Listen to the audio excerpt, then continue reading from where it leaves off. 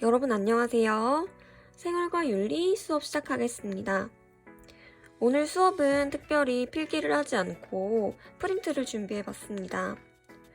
왜냐하면 이번 단어는 정말 정답률이 높은 단원이기 때문에 필기를 하나하나 하면서 천천히 설명할 부분이 아니기 때문에 프린트를 준비했어요. 여러분들은 선생님 수업을 다 듣고 일시정지를 해서 선생님이 이렇게 프린트에 적어준 내용을 수업이 끝나고 나서 정리를 하면 될 것 같습니다. 오늘은요, 낙태, 안락사, 그리고 죽음의 기준, 유전자, 복제와 관련된 내용을 배우도록 하겠습니다. 우선 첫 번째로 낙태에 대해서 배우도록 할 건데요. 낙태 단어는요, 여러분들이 문제를 풀 때 달달달달 이 논거, 찬성 논거를 외우고 반대 논거를 외우는 것이 중요한 것이 아니라 여러분들이 찬성 논거를 듣고 이것이 찬성 논거인지 반대 논거인지 잘 구별해 내기만 하면 됩니다. 사실 상식적으로 풀 수 있어요. 선생님이 한번 퀴즈를 내볼게요. 모든 인간은 존엄하기 때문에 태아 역시 생명이 있는 인간이므로 보호를 해야 한다. 그렇기 때문에 낙태를 찬성한다, 반대한다. 뭘까요? 그렇죠. 반대한다겠죠? 다음 문제 내볼게요. 여성은 자기 몸에 대한 소유권을 지니며 태아는 여성 몸의 일부이다. 그렇기 때문에 낙태를 찬성한다고 할까요? 반대한다고 할까요? 그렇죠. 찬성한다고 하겠죠? 자, 여러분들 이렇게 선생님이 딱히 공부를 하지 않아도 여러분들이 이게 찬성 논거인지 반대 논거인지 잘 맞춰주었어요. 시험 문제는 이 정도 수준으로 여러분들이 알고 가면 됩니다. 그래서 낙태에 대해서 본격적으로 수업을 해볼 텐데요. 낙태라는 것은 여러분들이 잘 알다시피 스스로 생존할 능력이 없는 태아를 모체로부터 인공적으로 분리해내는 것, 그것이 낙태. 교과서에 나온 표현으로는 인공, 임신, 중절이라고 합니다. 알겠죠? 그래서 낙태 찬성과 반대 논거 이렇게 크게 두 가지로 나뉘는데요. 찬성 논거는요. 여성의 프로초이스. 초이스가 무슨 뜻이죠, 여러분? 그렇죠. 선택이란 뜻이죠. 그래서 여성의 선택을 중시하는 거. 그래서 여성의 선택 옹호주의 라고도 합니다. 그리고요, 낙태 반대 논거는요, 태아의 프로라이프. 라이프가 무슨 뜻이죠? 그렇죠. 생명이라는 뜻이죠. 그래서 여성의 선택보다는 태아의 생명을 중시한다. 그래서 낙태 반대 논거를 생명 옹호주의라고도 부릅니다. 알겠죠? 자, 그러면 낙태를 찬성하는 사람들의 논거를 볼게요. 첫 번째, 여성은 자신 몸에 대한 소유권을 지닌다. 그렇기 때문에 태아 또한 여성의 몸의 일부이다. 그렇기 때문에 낙태를 찬성한다 라고 하겠죠. 그래서 이것은 낙태 소유권 논거라고 합니다.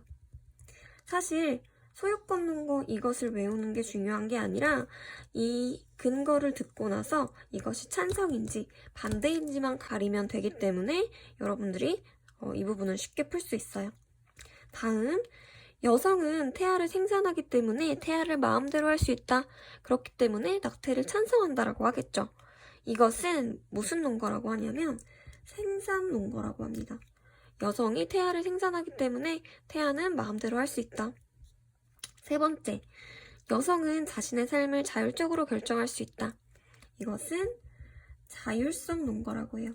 자율적으로 결정할 수 있기 때문에 태아 또한 어떻게 할지는 여성의 손에 달려있다 라는 거죠. 다음, 여성은 남성과 동등한 권리를 누려야 한다. 이를 위해서는 낙태에 대한 결정을 자유롭게 할 수 있어야 한다. 이것은 무슨 논거라고 하냐면 평등권 논거라고 해요. 여성과 남성이 평등한 권리를 가졌다고 말할 수 있으려면 여성이 낙태에 대한 결정을 자유롭게 할 수 있어야 된다는 것이죠. 다음, 여성은 자기 방어와 정당 방어의 권리를 지닌다. 그렇기 때문에 일정한 조건이 되면 낙태를 할 수 있다라고 하는 것은 정당 방위 논거라고 합니다. 정당방위 논거. 이 소유권부터 정당방위 논거는요, 다 공통점이 뭐죠? 그쵸? 여성의 선택을 옹호한다는 것이 낙태 찬성 논거의 공통점이에요. 그렇기 때문에 선택 옹호주의라고 불리는 것입니다. 자, 그럼 이제 반대 논거를 한번 볼게요.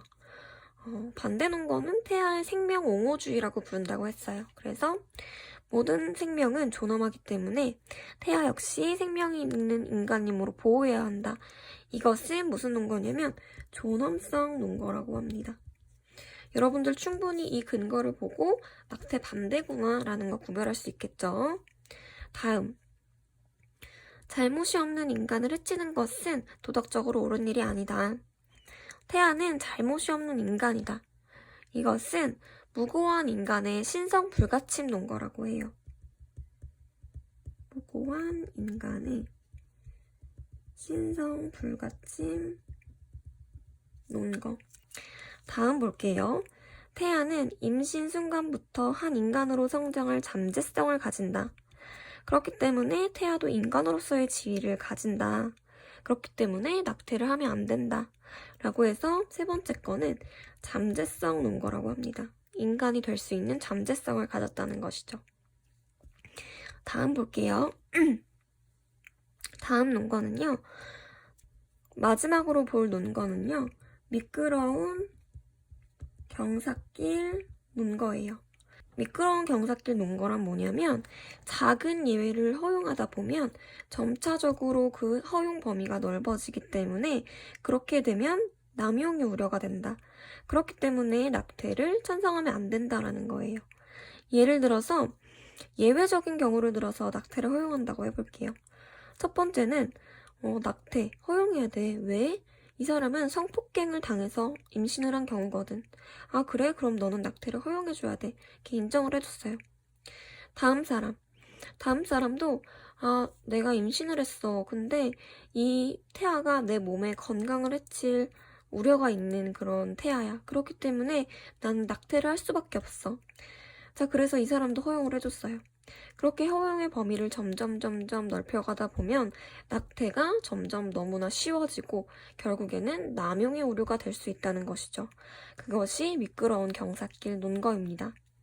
그래서 이 세 가지, 위에 세 가지는요, 태아의 생명과 관련된 논거이기 때문에 낙태 반대 논거는 주로 태아의 생명과 관련된 논거라는 거 알고 넘어가면 되고요.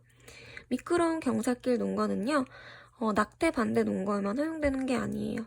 다른 논의에도 허용될 수 있는 거예요. 예를 들어서 안락사를 비롯해 여러 가지 논의에도 적용될 수 있는 논거라는 거 기억해 두고 가면 됩니다. 안락사의 경우도 마찬가지예요. 안락사의 경우에도 처음에 어떤 경우로 허용을 해줬어요. 두 번째도 어떤 경우로 허용을 해줬어요. 점점 허용 범위가 넓어져서 안락사를 남용하게 될 수도 있다라는 식으로 이런 미끄러운 경사길 논거를 사용할 수 있다는 거예요. 그래서 미끄러운 경사길 논거는 다른 논의에도 적용시킬 수 있는 거라는 거 기억해 두면 좋습니다. 자, 그래서 낙태는 이렇게 쉽게 넘어갈 수 있어요. 다음, 우리는 이제 죽음의 기준과 관련된 논의를 한번 해볼 거예요. 죽음의 기준은요, 우리나라에서는 심폐사를 선택하고 있어요. 자, 심폐사는 뭐고 뇌사는 뭘까요? 자, 뇌사부터 썼으니까 뇌사부터 한번 볼게요. 뇌사할 때 이 사는 죽을 사자예요. 그러면 뇌사라니까 뇌사는 죽음의 기준을 어디에 둔 걸까요? 그렇죠. 뇌의 상실, 뇌 기능의 상실을 죽음의 기준으로 본 것입니다. 자, 그러면 뇌사를 죽음으로 인정하자는 입장은 어떤 이유 때문에 뇌사를 죽음으로 인정하자고 하는 걸까요? 뇌사의 경우에는 여러분, 뇌는 죽었지만 심장은 뛰고 있을 수 있어요. 하지만 뇌는 죽었기 때문에 죽음으로 인정해야 한다. 뇌사를 지지하는 사람들은 왜 어떤 이유로 뇌사를 지지할까요? 그것은요, 장기 이식이 가능하기 때문이에요. 장기 이식이 가능하기 위해서는 장기가 살아있는 상태에서 장기를 이식해야 장기 이식의 성공률을 많이 높일 수가 있어요. 그래서 뇌사를 죽음으로 인정하다 보면은 그 사람은 죽을지라도 그 사람의 장기로 인해서 다른 사람들이 더 많이 살 수 있겠죠. 여러분 여기서 생각나는 이론 없나요? 최대 다수의 최대 행복을 중요시하게 생각하는 이론. 그렇죠. 앞에서 배운 공리주의의 관점입니다. 자, 그래서 장기 이식이 가능하기 때문에 비록 심장은 뛰고 있을지라도 죽음을 뇌사로 인정해야 된다. 뇌사를 죽음의 기준으로 인정해야 된다. 라고 하는 것은 인간 그 자체의 존엄성을 중시한 걸까요? 아니면 인간을 실용적인 관점에서 본 걸까요? 그렇죠. 인간을 실용주의적 관점에서 본 것입니다. 그렇기 때문에 공리주의적 입장이라고 얘기할 수 있어요. 우리 공리주의 다시 복습을 해보면 공리주의는 최대의 다수의 최대의 행복을 낳는 행위를 옳은 행위로 보는 그런 이론이었어요. 그렇기 때문에 앞에서 선생님이 이야기해줬던 것처럼 한 사람이 죽고 5명이 죽어야 된다라는 두 가지 선택지가 있고 우리가 그 두 가지를 꼭 선택해야만 했을 때 대부분의 사람들은 한 사람이 죽는 것을 선택했어요. 이것이 공리주의의 입장으로 이야기했었죠. 그렇기 때문에 뇌사는 실용주의의 입장, 즉 공리주의의 입장에서 뇌사를 지지했던 것이죠. 반대로 심폐사는요. 심장과 폐의 기준이 완전히 멈춘 것을 죽음의 기준으로 인정하는 입장입니다. 그래서 심폐사라는 것은 심장과 폐 기능의 불가역적 상실을 죽음의 기준으로 본 것이죠. 그래서 심폐사를 죽음으로 인정할 경우에는 그 사람이 죽었을 경우에 장기 이식을 하는 것에 조금 어려움이 있지만 그래도 사람 그 자체는 너무나 존엄하고 또 실용적 가치로 평가될 수 없기 때문에 심폐사를 죽음으로 인정해야 한다라고 주장하는 것이죠. 그래서 심폐사는 사람을 실용적 가치로 평가할 수 없다고 보았습니다. 그리고 사람은 그 자체로 존엄성을 지닌다라고 하였어요. 자, 우리 존엄성을 강조하는 이론 뭐였죠, 앞에서? 그쵸, 의무론이었어요. 자, 여러분 또 기억 안 날 것 같아요. 의무론 잠깐 복습을 해볼게요. 의무론의 대표학자 누구 있었죠? 그렇죠, 칸트가 있었어요. 칸트에서 제일 중요한 단어 선생님 뭐라고 했죠? 그렇죠, 이성이라고 했어요.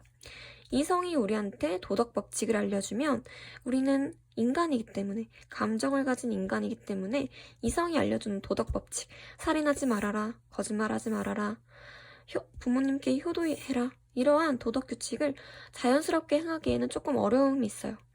왜냐하면 우리는 자꾸만 잡념과 감정으로 인해서 그러한 이성의 도덕 법칙을 어기고 싶은 마음이 자꾸 들기 때문에 그래서 도덕 법칙이 우리한테 뭘로 다가온다? 그쵸, 강제성을 띤 의무로 다가온다. 그래서 우리는 항상 감정과 싸우면서도 이성이 알려준 도덕 법칙을 행하려고 자꾸자꾸 노력해야만 하는 존재예요. 그러한 도덕 법칙을 지키는 과정에서는 우리의 선한 의지가 원동력이 된다. 우리의 선한 의지는 우리의 그런 도덕 법칙을 지키지 않고 싶은 그런 감정을 억누르고 우리가 도덕 법칙을 지키게 하는데 원동력이 된다. 그래서 우리는 선한 의지를 가지고 도덕 법칙을 의무로 받아들일 때 도덕적인 행동을 할 수 있게 된다고 하는 것이죠. 그래서 칸트는요, 도덕적 행위라는 것은 우리가 어떤 감정을 가지고 동정심을 가지고 우리의 쾌락을 위해서 하는 것이 도덕적 행위가 아니라 우리가 이성이 알려준 도덕 법칙, 의무감을 가지고 선한 행위를 했을 때에만 도덕적 행위라고 할 수 있었다라고 하는 것이죠. 그리고 우리가 두 번째로 알아야 할 것이 인간 존엄성이에요. 인간은 인간 그 자체로 중요하게 생각해야 된다는 것도 우리 의무주의에서 굉장히 중요한 부분이었습니다. 그래서 심폐사는 사람을 실용적 관점으로 보지 말고 사람 그 자체는 존엄성을 지니기 때문에 심폐사를 죽음으로 인정해야 한다라는 것이 의무론의 입장이었어요. 그래서 의무론 하면 여러분들이 떠올려야 될 거는 존엄성이에요. 존엄성. 알겠죠? 자, 그럼 넘어가 보도록 할게요. 자, 여기 복습 겸 선생님이 한 번 더 실어놓긴 했어요. 자, 의무론과 공리주의 다시 한번 복습을 해볼게요. 의무론은 행위의 동기를 중시했나요? 결과를 중시했나요? 그렇죠. 의무론은 동기를 중시했어요. 우리가 선한 의지를 가지고 이성이 알려준 도덕 법칙을 의무감을 가지고 행동을 했을 때에만 도덕적인 행위라고 할 수 있었어요. 여기서 키포인트는 선한 의지를 가지고, 동기를 가지고 선한 행위를 하는 것. 그게 가장 중요했었죠.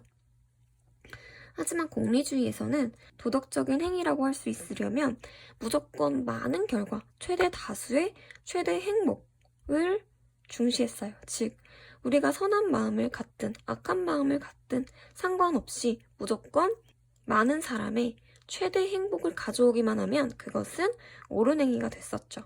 그래서 공리주의는 결과를 중시했었다. 다음, 의무론에서는요. 의무이기 때문에 한 행위만이 도덕적 가치를 지닌다. 선생님이 계속 얘기했던 부분이죠. 그래서 이 부분 넘어갈게요. 다음, 의무론에서는 인간의 뭘 중시했죠? 그쵸? 존엄성을 중시했다. 이 부분 알고 가면 됩니다. 그리고 반면에 공리주의에서는 최선의 결과를 가져오는 행위만 도덕적 가치를 지닌다. 즉, 최대 다수의 최대 행복을 주는 행위가 공리주의에서는 옳은 행위이다 라고 했습니다. 다음, 우리 그럼 안락사 부분을 보도록 할게요. 자, 안락사 여러분 많이 들어봤죠? 안락사가 뭐죠? 그쵸? 자연적 죽음을 하기 전에 생명을 마감시키는 거예요. 자, 안락사 부분도 마찬가지로요, 여러분. 안락사 찬반 논거 같은 경우에는 논거를 듣고 여러분들이 찬성인지 반대인지만 구별하면 되기 때문에 선생님이 따로 가르쳐줄 필요도 없고 여러분들이 외울 필요도 없어요. 여러분들이 딱 들었을 때 이거는 찬성인지 반대인지 상식적으로 풀 수 있거든요. 다시 한번 문제를 내볼게요. 자, 안락사는 인간의 자율성을 존중해야 되기 때문에 찬성해야 할까요? 반대해야 할까요? 그렇죠. 찬성해야 한다라는 말이 나오겠죠. 다음 문제 내볼게요. 안락사는 생명경시 풍조를 만연하게 한다. 그렇기 때문에 찬성해야 한다고 할까요? 반대해야 한다고 할까요? 그렇죠. 반대해야 한다고 하겠죠. 그렇죠. 그래서 사실 찬반 논거를 외우거나 선생님이 따로 설명하지 않아도 여러분들은 상식적으로 풀 수 있어요. 다만 안락사 부분에서 여러분들이 외워야 될 부분은 이 부분이에요. 이 부분은 외우지 않으면 문제를 풀 수가 없어요. 뭐냐면 안락사의 종류를 두 가지로 구분을 했어요. 크게. 첫 번째는요. 안락사의 종류를 환자의 의사에 따라서 구분을 했습니다. 자, 환자의 의사에 따라서 안락사를 구분했다는 건 무슨 말이냐면요. 첫 번째로 환자가 안락사를 원하는 경우에 안락사를 시행하였을 때에는요. 무슨 안락사라고 하냐면 자발적 안락사라고 해요. 환자가 의식이 있는 상태에서 의사랑 가족들에게 나 안락사를 원하니까 안락사를 시켜주세요 했을 때 안락사를 시켜줬을 경우에 그것을 자발적 안락사라고 해요. 환자의 의지에 따른 거죠. 자, 두 번째, 환자가 안락사를 원하지 않는 경우에 한 안락사예요. 환자가 나 안락사 하기 싫어 라고 말을 했는데도 안락사를 시행한다면 그것은 어떤 안락사라고 하냐면 환자의 의사에 다 됐다 해서 반자발적 안락사라고 합니다. 자, 그리고 마지막으로는요. 환자의 의지, 의사를 알 수 없는 경우에 했을 안락사예요. 예를 들어서 환자가 혼수 상태에 빠졌거나 식물인간 상태예요. 그러면 환자의 의지를 알 수가 없겠죠. 하지만 인공호흡기에 의존해서만 환자는 살아갈 수밖에 없어요. 어쩌면 환자는 그냥 사실은 죽은 목숨이나 다름없다고 볼 수도 있어요. 그랬을 경우에 사실 남겨진 가족들의 경제적인 부담이나 심적인 그러한 힘듦이 굉장히 크겠죠. 그래서 환자의 의지를 알 수 없지만 그런 여러 조건을 고려해서 시행한 안락사를 비자발적 안락사라고 합니다. 즉 비자발적 안락사는 환자의 의지를 알 수 없는 경우에 가족들과 의사의 판단에 따라서 시행된 안락사라고 할 수 있는 것이죠. 그래서 자발적 안락사, 반자발적, 비자발적 안락사가 무엇을 의미하는지 이 정도는 여러분이 암기를 하고 가야 합니다. 쉽죠? 환자의 의사에 따라서 이렇게 세 가지로 나눈 거예요. 자, 두 번째, 안락사의 종류는요, 이렇게도 구분을 할 수 있어요. 어떻게 구분을 할 수 있냐면, 시술 행위의 적극성.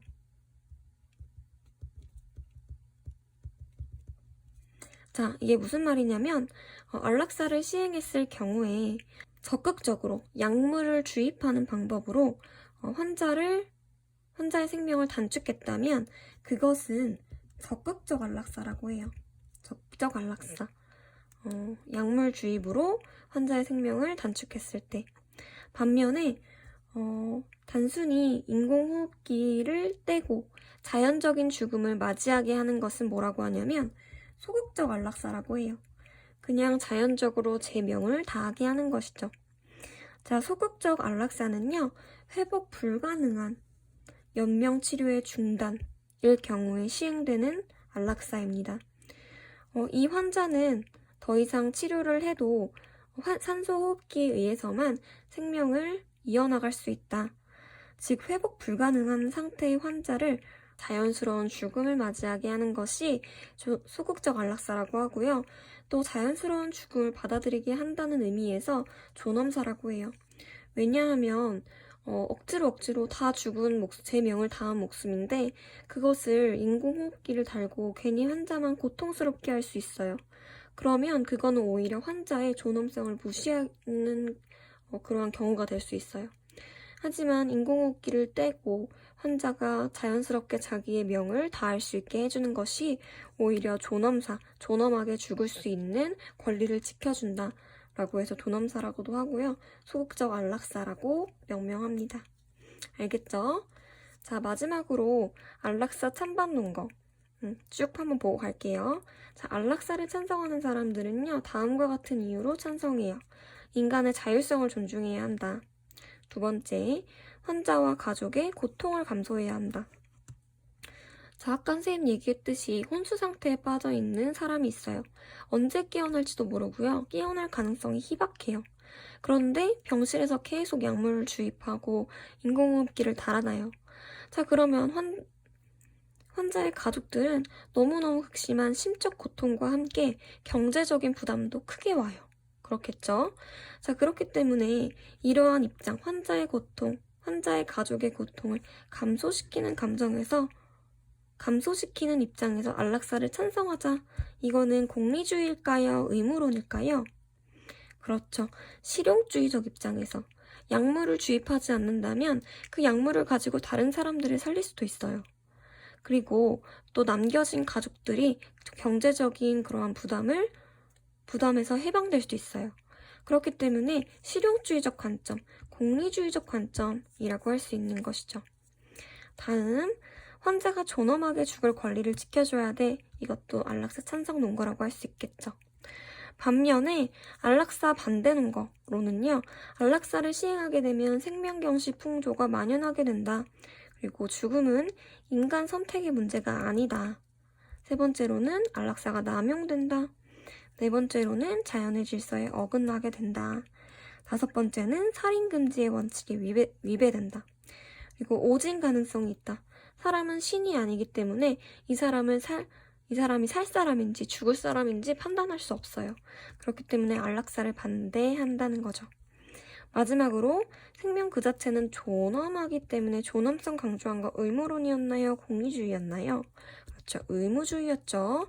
그래서 의무론의 입장에서 안락사를 반대한다라고 했습니다. 자, 오늘 마지막 부분이에요. 유전자 치료 생명복제 부분만 간단히 하면 끝나니까요.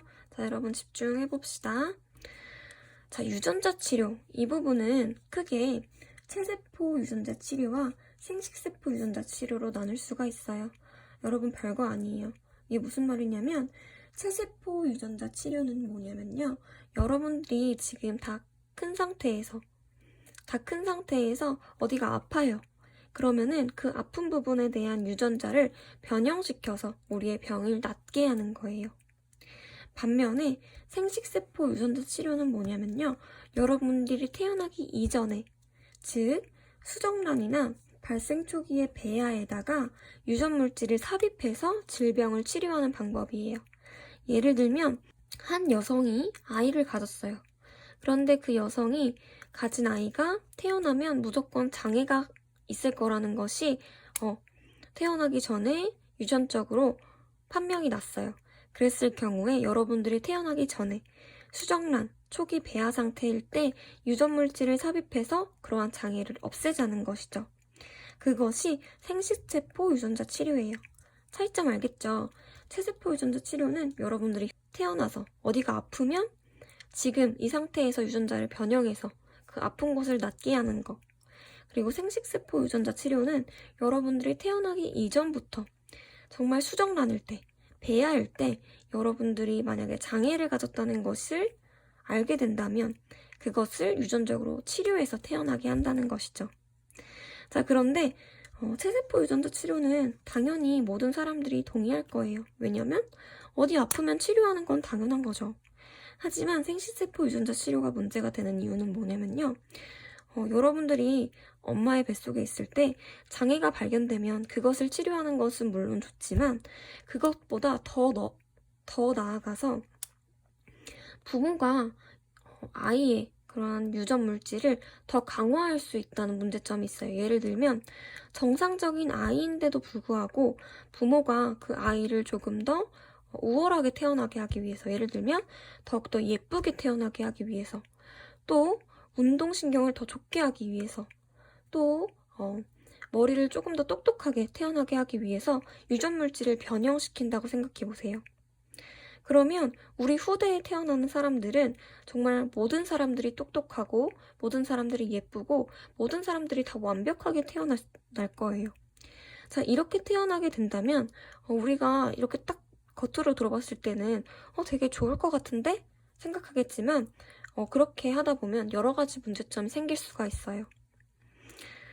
그렇기 때문에 생식세포 유전자 치료에 대해서는 논의가 많이 필요한 부분이에요.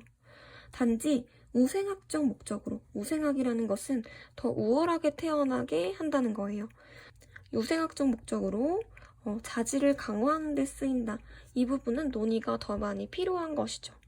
왜 더 많은 논의가 필요하나에 대해서는 이 박스를 한번 통해서 볼게요.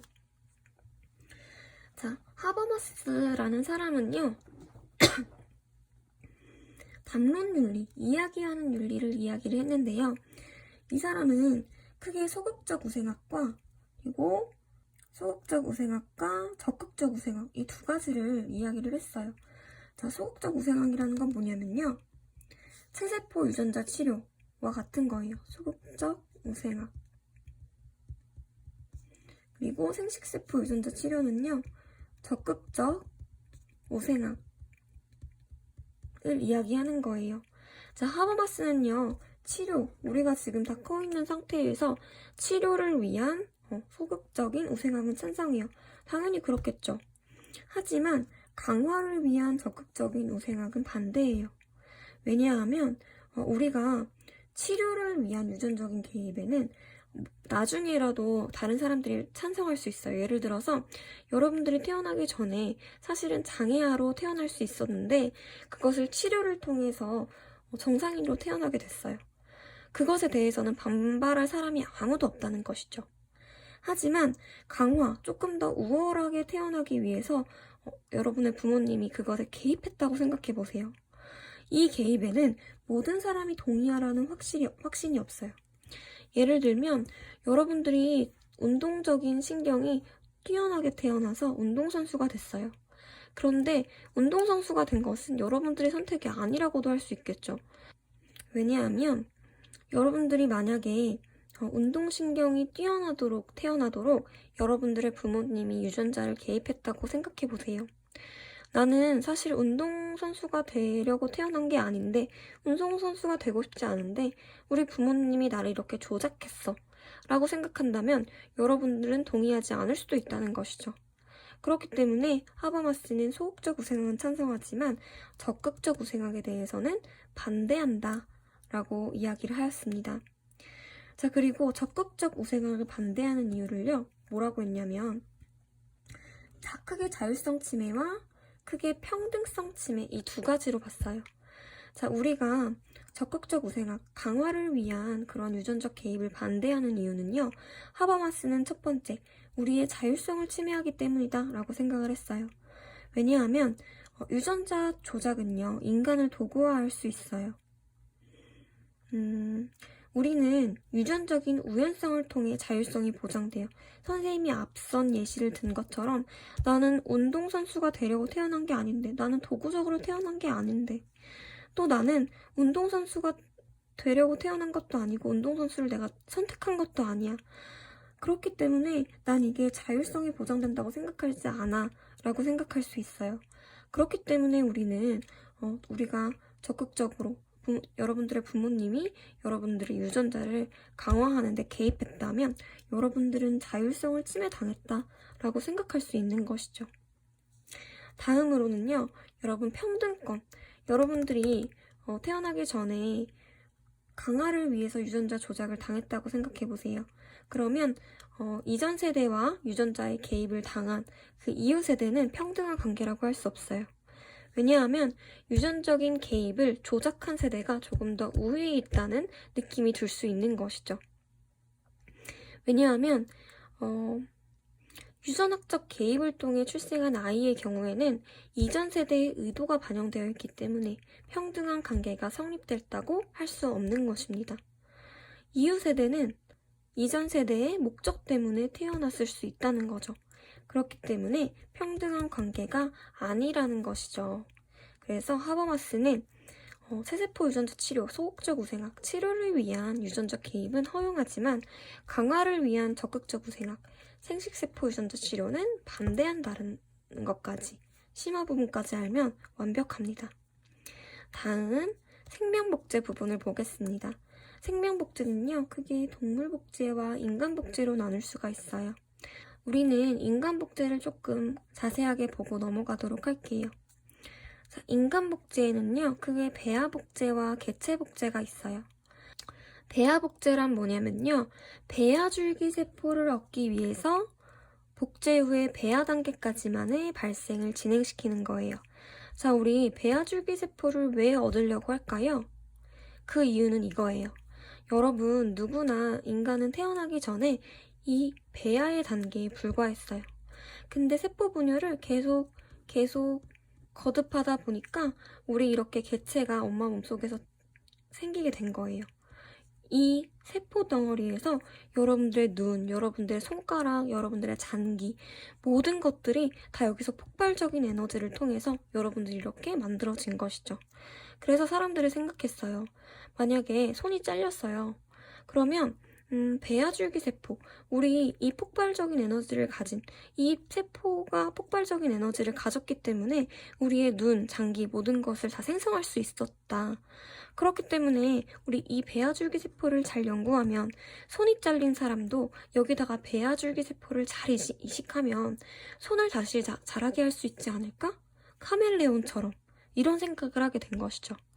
눈이 없는 사람, 눈알을 이식해야 되는 사람도 마찬가지로 이 배아에서 눈이 형성된 거기 때문에 이 배아줄기 세포를 잘 연구하면 우리 눈 없는 사람도 눈알이 없는 사람도 이 눈알을 가질 수 있게 할 수 있지 않을까? 이런 생각을 하게 된 거죠. 그래서 사람들이 배아복제에 대한 여러 가지 실험을 시도하게 됩니다. 자, 그러면 선생님, 배아복제 무조건 좋은 거 아니에요?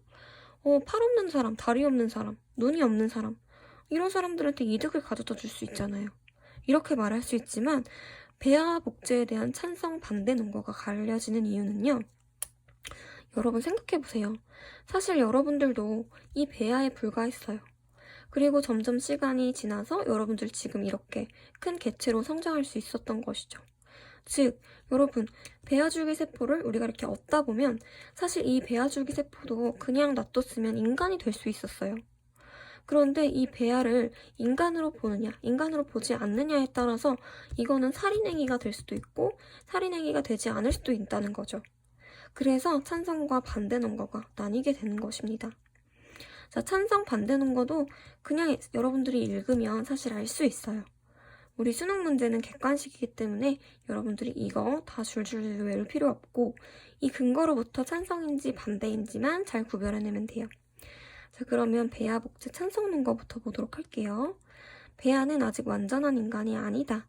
그렇기 때문에 배아 복제를 찬성해야 된다라고 하겠죠. 두 번째, 배아로부터 획득한 줄기세포를 통해 난치병 치료 방법을 찾을 수 있다. 자, 우리 이 배아 줄기세포를 통해서 난치병을 치료할 수 있다. 라는 거 찬성 논거겠죠. 자, 이것도 실효성의 관점에서 봤어요. 실용주의적 관점에서 봤어요. 자, 공리주의 입장일까요? 의무론 입장일까요? 그렇죠. 공리주의 입장이다 라고 할 수 있습니다. 다음 반대 논거로 볼게요. 반대 논거, 연속성 논거예요. 인간 발달 과정은 결코 선명한 경계선이 없는 연속적인 과정이다. 이 배아 줄기세포에서부터 인간이 탄생하는 거기 때문에 어느 단계부터가 인간이라고 단정 짓기 어려워. 그렇기 때문에 우리는 이 연속성에 의해서 배아 복제에 대해서 반대해야 돼 라고 이야기를 하는 것이죠. 자, 첫 번째 논거 알겠죠? 자, 그래서 이 첫 번째 논거에 대한 반증이 두 가지가 있어요. 첫 번째는 뭐냐면 도토리 참나무 논증이에요. 이 연속성 때문에 배아부터 인간으로 생각을 해야 돼 라는 사람에 대해서 뭐라고 반박을 했냐면 참나무, 여러분 도토리가 자라면 참나무가 돼요. 그렇다고 해서 도토리를 참나무라고 동일시할 수 있나요? 그렇죠. 동일시할 수 없죠. 그렇기 때문에 마찬가지라는 거예요. 이 세포와 인간을 완전히 같다고 할 수 있어? 없어. 그렇기 때문에 배아복제 반대 논거는 조금 이상해 라고 이야기하는 거예요.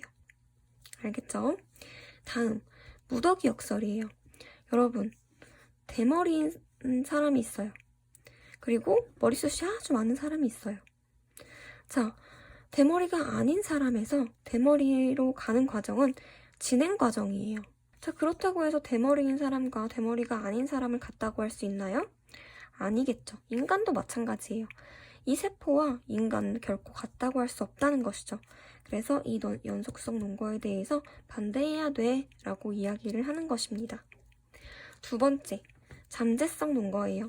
배아가 인간이 될 수 있는 잠재적 가능성 때문에 이 배아 복제에 대해서 반대해야 돼.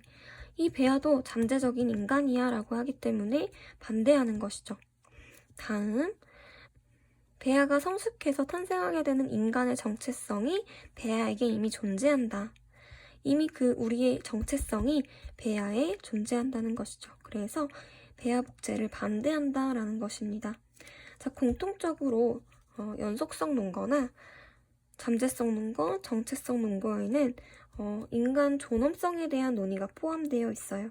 배아가 인간이라고 가정하고 있고 인간이기 때문에 존엄성을 지닌다라는 논의가 이 속에 내포되어 있다는 것이죠.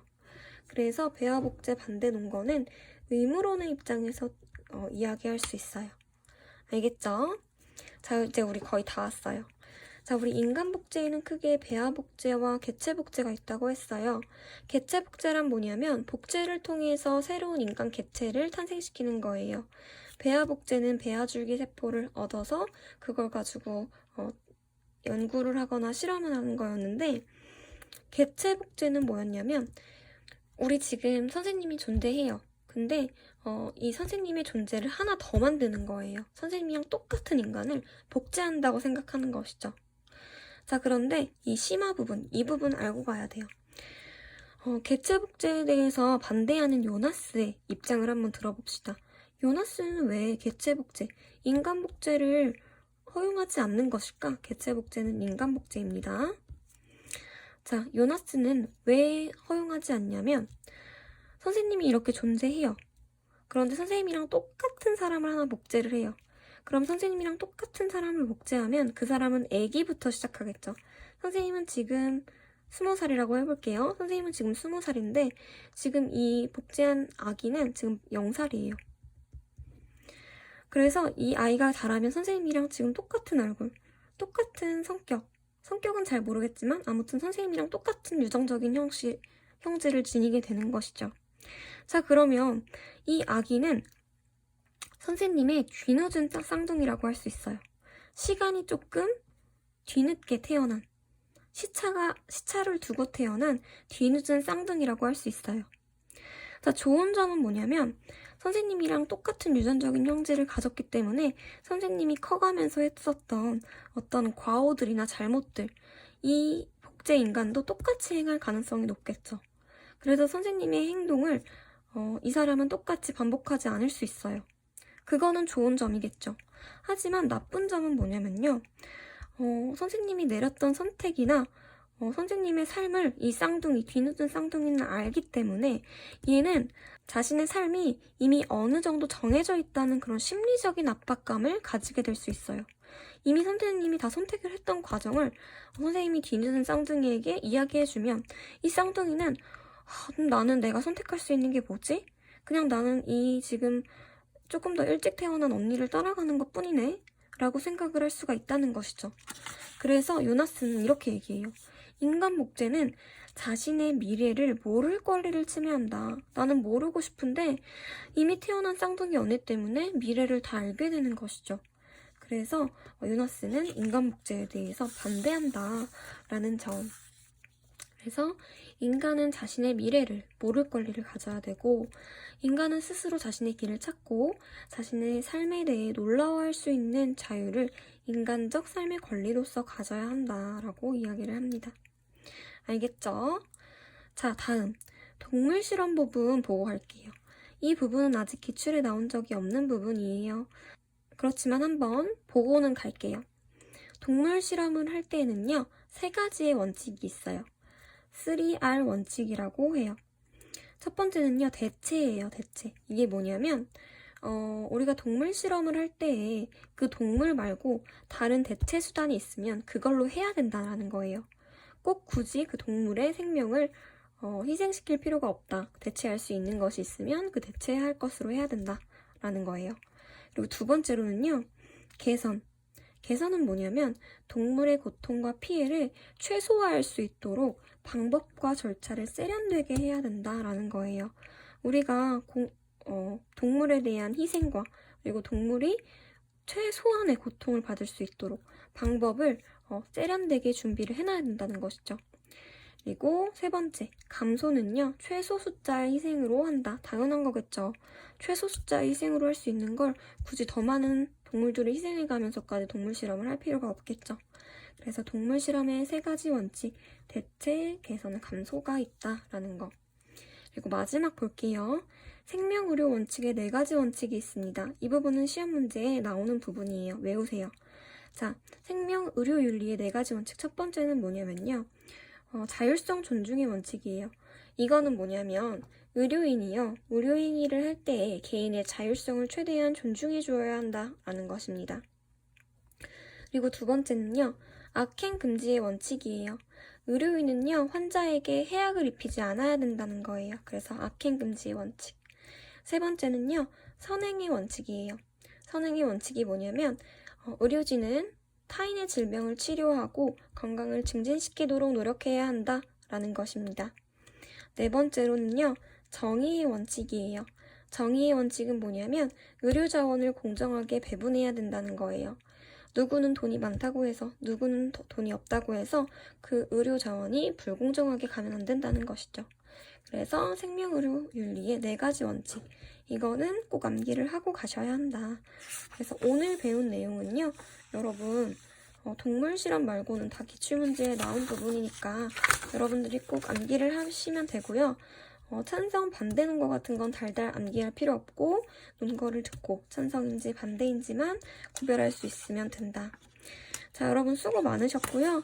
여러분들 이 프린트 잠시 일시정지해서 필기로 정리를 해두세요. 그리고 이렇게 줄글로 나와 있는 건 여러분들이 다 줄줄줄 쓰려고 하지 말고 선생님이 이렇게 넘버링 지어준 거 토대로 해서 여러분들이 나중에 공부했을 때 알아들을 수 있을 정도의 필기로 정리를 한번 해보세요. 정리를 해보는 것도 여러분들에게 중요한 능력이라고 생각합니다.